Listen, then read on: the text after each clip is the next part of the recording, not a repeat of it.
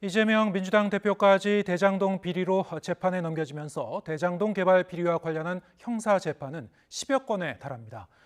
법원은 이 대표의 배임 사건을 중요 사건으로 지정해 신속히 결론 내겠다는 방침인데 정식 재판이 열리면 이재명 대표도 매주 한 차례 이상은 법원에 출석해야 할 것으로 보입니다. 최민기 기자가 보도합니다. 이재명 민주당 대표에 대한 이번 검찰 기소로 대장동 사건의 형사재판은 12건으로 늘어났습니다. 재판이 가장 많이 열리는 곳은 서울중앙지방법원으로 서울고등법원과 수원지방법원에 각각 한 건이 걸려 있습니다.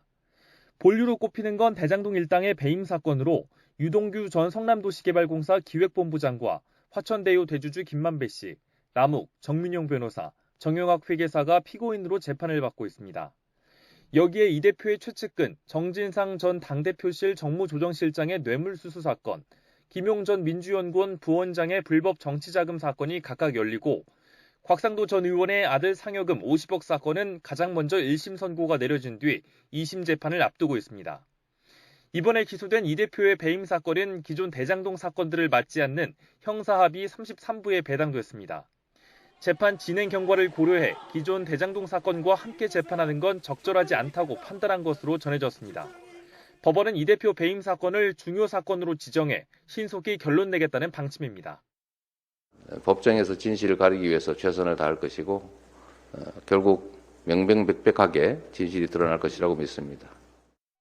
앞서 기소된 선거법 위반 사건으로 현재 이 대표는 격주로 법정에 출석하지만 배임 사건 재판이 본격화하면 적어도 매주 한 차례 이상은 출석해야 할 것으로 보입니다. 법원 역시 가뜩이나 산적한 대장동 사건에 더해 추가로 이 대표 배임 사건까지 더해지면서 골머리를 앓는 모양새입니다. 다퉈야 하는 혐의는 많은 데 비해 현직 제1야당 대표인 이 대표의 재판 일수를 늘리거나 일정을 조율하는 게 쉽지 않기 때문입니다. 기존 대장동 사건들의 피고인 출석과 핵심 인물 증인신문 일정이 겹칠 수 있는 것도 문제입니다.